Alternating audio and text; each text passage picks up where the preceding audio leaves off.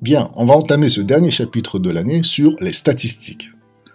À partir du moment où vous avez beaucoup de données, et ça arrive dans plein de situations, par exemple des données économiques, des données commerciales, des données sur des produits, des données qualité, vos notes, eh bien on se pose la question suivante. Comment on peut tirer une information synthétique sur cet ensemble de données? Donc vous avez déjà travaillé ça au collège, vous avez calculé des moyennes, en troisième des médianes. Eh bien on va continuer un petit peu dans cette voie et enrichir vos compétences sur ce sujet. Alors on commence par un peu de vocabulaire. On va rappeler le vocabulaire que vous avez déjà vu en troisième et ça nous permettra de commencer sur des bases solides. Alors c'est quoi une série statistique? Eh bien pour faire simple, on peut dire qu'une série statistique c'est une liste de nombres. Et pour être un peu plus précis, on va dire que c'est la liste des valeurs xi, donc x indice i, d'une caractéristique prise par les individus d'une population. Par exemple, on va prendre, je sais pas, on va étudier le poids. Et ben, la caractéristique, ce sera le poids, et la population, ben, c'est la population où on étudie cette caractéristique, donc par exemple un pays ou une école, ou bien, etc. Donc voilà, une série statistique, c'est simplement un ensemble de nombres. L'étendue, ce qu'on appelle l'étendue, vous l'avez vu, c'est en troisième, c'est la différence entre la plus grande et la plus petite de ces valeurs. Et l'effectif total, c'est le nombre total de valeurs dans la série. Donc un petit exemple rapidement, si je prends le nombre de frères et de sœurs des élèves de la classe, eh ben je fais la liste, je dis que le premier élève, il a 2 frères et sœurs, le deuxième élève, il en a 0, etc. Jusqu'au dernier, donc il y en a 30 en fait. Donc vous voyez, j'ai une liste de nombres. J'en ai combien? Ben, j'en ai 30, mais c'est l'effectif total. Et l'étendue, la plus grande valeur ici, c'est 6, et la plus petite valeur, c'est 0. Donc l'étendue, c'est 6 moins 0, c'est 6. Okay. Alors, deuxième définition, effectif et fréquence. C'était un petit peu embêtant ici, vous voyez, il y avait plusieurs fois le nombre 0, plusieurs fois le nombre 1, plusieurs fois le nombre 2, etc. Donc au lieu de le présenter comme ça, on peut condenser l'information et dire, eh ben, on va faire un tableau, et on va dire on a tant de 0, tant de 1, etc. C'est ce qu'on appelle une série statistique pondérée. Série statistique pondérée, tout simplement. On va mettre le nombre, on va rajouter l'information du nombre de fois où une valeur est répétée. Et ce nombre de fois où une valeur est répétée, ça s'appelle l'effectif. Donc l'effectif qu'on va noter n indice i d'une valeur xi ou d'une classe, on va expliquer un petit peu après, c'est le nombre de fois où l'on a cette valeur, tout simplement. La fréquence, c'est quoi la fréquence qu'on va noter f indice i? Eh bien, c'est une proportion. La proportion de quoi? De l'effectif par rapport à l'effectif total. Donc, fi, c'est ni sur n.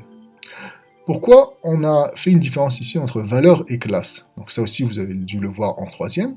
Eh bien, dans notre cas précédent, on avait un nombre. Donc le nombre de frères et de sœurs, c'est un nombre entier. Ça peut pas être 1,1. Tant que c'est pas une moyenne, à part avoir des demi-frères, des demi-sœurs, donc ça sera un nombre entier. Mais il y a plein de situations où on a des intervalles, parce qu'on va avoir non pas une caractéristique discrète, c'est-à-dire où le nombre est un entier, mais une caractéristique continue, où le nombre peut être un décimal quelconque. Par exemple, je ne sais pas, si on veut mesurer la taille, eh bien ça sera plus un intervalle. Alors, comme c'est un intervalle, ce qu'on va faire, c'est qu'on va prendre des intervalles, plus petits bien sûr, et c'est ça qu'on va appeler une classe, on verra ça dans un exemple tout de suite. Donc, premier exemple, je reprends mon exemple précédent, le nombre de frères et de sœurs des élèves de la classe, et tout simplement, je vais rajouter l'effectif. Donc, je vais faire un tableau où j'ai les valeurs, donc le nombre, xi, 0, 1, 2, 3, 4, 5, 6, ça ne change pas, mais je rajoute une deuxième ligne où je vais mettre l'effectif. Donc, j'ai 5 0, j'ai 5 1, j'ai 10 2, etc. Si je veux calculer la fréquence des élèves ayant 2 frères, alors les élèves ayant 2 frères et sœurs, c'est lesquels? Ça correspond à cette zone-là. Mon indice i ici, il commence à 1. Donc ici, l'indice i vaut 1, 2, 3. Donc ici, c'est x3. Et ici, c'est n3. Donc la fréquence des élèves ayant 2 frères et sœurs, c'est f3, ça vaut n3 sur n. Et donc ça vaut 10 sur 30, ça vaut 1 tiers. Maintenant, si je m'intéresse à une autre caractéristique, qui est la taille des élèves de la classe. Et bien, comme on a expliqué tout à l'heure, ici, je dois mettre des intervalles. Donc, je vais mettre des intervalles qui ont une longueur de 20 cm. Donc, je commence à 1m20 jusqu'à 1m40. Ensuite, 1m40, 1m60, 1m60, 1m80, et 1m80, 2 mètres, et ça devrait suffire. Donc, faites attention à deux choses, c'est que ces intervalles ont tous la même longueur, vous voyez, ils ont tous 20 cm, et également qu'un nombre ne doit être que dans un seul intervalle. Donc ici, par exemple, la valeur 1,4, elle ne peut pas être à la fois dans cet intervalle et dans cet intervalle. Donc, il faut exclure dans un des deux intervalles. Donc, par exemple, ici, ça a été exclu dans cet intervalle, et c'est bien inclus dans cet intervalle. Donc, pareil, la taille des élèves, ici, j'ai 30 élèves également, ouais, c'est ça. Et donc, j'ai un élève qui a une taille entre 1m20 et 1m40. Quelle est sa taille? Je ne sais pas. Ça peut être n'importe quelle valeur entre 1m20 et 1m40. D'accord? Ici, les 20 élèves, ils ont une taille entre 1m40 et 1m60. Quelle est leur taille? Eh bien, on ne sait pas. Mais on sait que leur taille est entre 1m40 et 1m60. D'accord? Donc, vous voyez que quand on va vouloir calculer des choses, ici, par exemple, des moyennes, il faudra faire un arbitrage. Parce qu'on ne sait pas vraiment, ces 20 élèves, quelles sont leurs tailles exactes. Donc voilà pour les deux exemples, un avec des valeurs et un autre avec des classes. Une fois qu'on a vu ça, on se pose la question de l'introduction, comment on peut synthétiser cet ensemble de valeurs? Si vous devez présenter ces valeurs, si vous devez les comparer à, je sais pas, à un autre ensemble, à une autre série statistique équivalente, quels sont les indicateurs qu'on peut prendre? Eh bien, il y a des indicateurs que vous connaissez déjà. Vous connaissiez déjà la moyenne. La moyenne, vous la faites par exemple sur vos notes, donc vous faites une moyenne, mais il se trouve que des fois, il y a des pondérations. Alors quand il y a des pondérations, c'est comme si vous avez plusieurs fois la même note. Si vous avez une pondération de 2, c'est comme si vous avez deux fois une note qui aurait une pondération de 1. Ok? Donc ça correspond à nos effectifs. Donc comment on va faire cette fois-ci une moyenne pondérée? Donc une moyenne pondérée, donc c'est la moyenne qu'on va noter X bar. Donc si on a une série statistique qui s'appelle X, donc c'est une série statistique pondérée, X, on veut calculer la moyenne, on va la noter X bar. Donc X avec un trait au-dessus, X bar. Ben, X bar, c'est quoi? Alors je vais commencer par en bas et on va remonter par en haut. Donc, comment je calcule? Comme vos notes, eh bien qu'est-ce que vous faisiez? Vous faisiez la première pondération fois la première note, plus la deuxième pondération fois la deuxième note, etc., jusqu'à la dernière pondération fois la dernière note. Et ensuite, vous divisiez par la somme des pondérations, la somme des coefficients pour vos notes. D'accord? Donc, c'est exactement ça, une moyenne de pondérée. Ben, finalement, c'est la même chose qu'une moyenne, mais juste au lieu de répéter plusieurs fois, on fait la proportion. Donc, ça nous donne ça. Maintenant, vous voyez les trois petits points, ça veut dire quoi? Ça veut dire que on fait la même chose pour n égale à 3, n égale à 4, jusqu'au dernier. On n'aime pas trop ça, alors on a une notation qui est la notation en grand sigma, et qui veut dire exactement la même chose. Donc la notation grand sigma, qu'est-ce qu'elle veut dire? Vous voyez, s'il y a un grand sigma, et il y a un itérateur qui s'appelle i égale à 1 jusqu'à n. Ça veut dire quoi? Ça veut dire que c'est ce qu'il y a ici, à l'intérieur du sigma, je vais lui faire prendre la valeur de i à chaque fois. Et je vais itérer, je vais augmenter i à chaque fois d'une valeur, de 1 quoi. Je vais l'augmenter de 1. Alors, la première fois, i vaut 1. Donc ça nous fait n1 x1. Donc n1 fois x1, c'est ce qu'on a ici. Donc j'ai terminé. I, je vais l'augmenter de 1, je vais l'incrémenter. Donc i était égal à 1, la deuxième fois il va être égal à 1 plus 1, c'est-à-dire à 2. Et donc ici ça va me faire plus, parce que en fait la somme ici, le sigma ça veut dire somme. Donc n1 x1 plus la deuxième valeur, n2 x2. Je continue, donc j'incrémente 2, ça vaut 3, n3 x3, etc., etc. Jusqu'à quand? Jusqu'à la dernière valeur, qui est n. Ensuite, je m'arrête. Donc, la dernière valeur, ça va nous faire n, indice n fois xn. Et ensuite, stop, j'arrête. Ma somme est terminée. Donc, ça et ça, c'est la même chose. C'est juste une notation. Donc, x bar, finalement, c'est 1 sur n. N étant l'effectif total, fois la somme des nixi pour i allant de 1 à n. Dernière chose, on remarque ici qu'on peut, ici le grand N ne dépend pas de I, donc on peut le mettre à l'intérieur, et on aurait NI sur N. NI sur N, c'est quoi? Eh bien, ce n'est rien d'autre que la fréquence. Donc on peut noter aussi ça comme la somme des fréquences fois les X. Donc somme de FI, XI. Donc voilà pour la définition. En fait, c'est un concept assez simple, vous l'utilisez régulièrement, on va l'appliquer. Donc première application, Sur notre premier exemple de nombre de frères et de sœurs, donc on prend le même exemple, je veux calculer la moyenne de cette série statistique pondérée. C'est quoi la moyenne?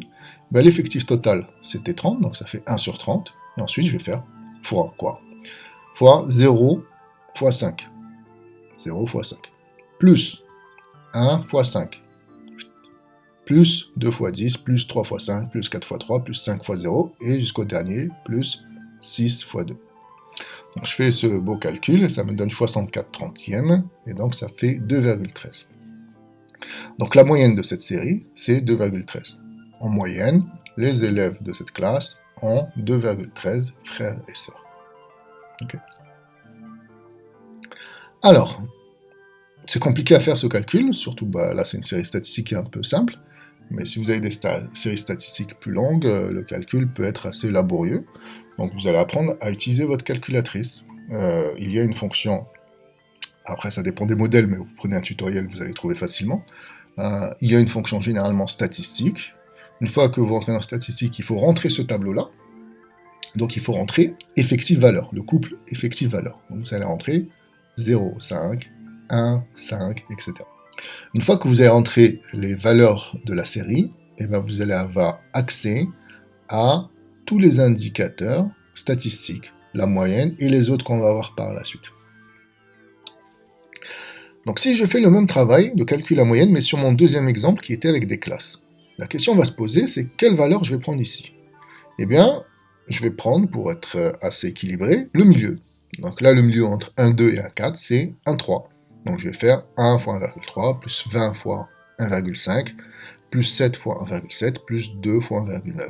Donc c'est ce que je fais ici, et je trouve que c'est environ égal à 1,57 m. Donc la moyenne de la taille des élèves de cette classe est environ égale à 1,57 m.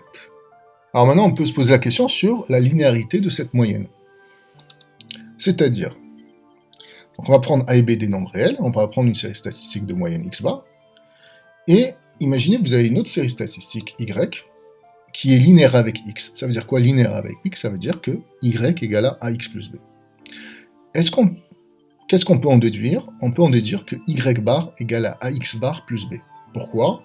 Eh bien, il faut le démontrer. Je vais vous laisser le démontrer, mais l'idée, elle est simple. C'est on prend la définition de la moyenne, voilà, et on va remplacer xi par axi plus b. Donc axi plus b, on voit par exemple que le a, on peut le mettre en facteur, et donc on va bien voir que si y égale à ax, y bar égale à ax bar. Le plus b, eh bien, on peut le traiter séparément. Si y égale à xi plus b, eh bien, on va voir qu'ici, on remplace xi par xi plus b, on remplace yi par xi plus b, et bien vous allez avoir ni fois b. Ni fois b, si vous faites la somme et que vous séparez l'addition, qu'est-ce qui va se passer? Vous allez avoir la somme des ni sur n. La somme des ni sur n, c'est 1. Donc vous allez avoir bien que la moyenne de y, c'est la moyenne de x plus b. Donc ça, faites-le correctement à l'écrit, on le corrigera. Mais ce qu'on retient ici, c'est que si vous avez une autre série statistique qui est linéaire avec x, pas besoin de recalculer la moyenne, il suffit d'appliquer cette propriété, à savoir que la moyenne sera également linéaire avec la moyenne de x. Deux exemples pour illustrer cette propriété. Donc on reprend la taille des élèves de la classe, mais il va y avoir une potion magique qui va faire que les élèves doublent de taille.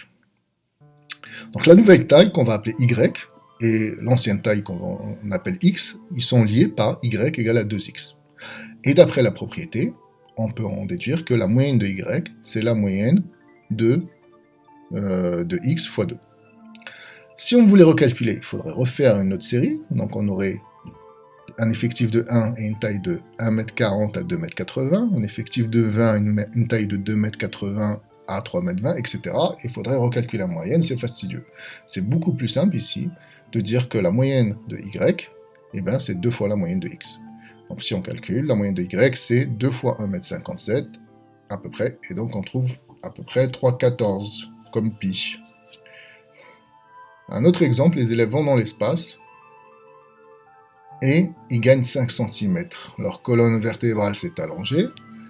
On va appeler la nouvelle taille Y, l'ancienne taille X, et on a quoi? On a que Y égale X plus 0,05. Donc Y est linéaire avec X.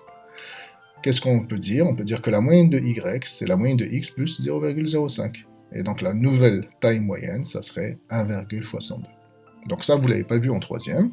Pensez-y, si vous avez une nouvelle série statistique qui est linéaire avec une seconde, ne refaites pas les calculs, vous appliquez le principe de la linéarité.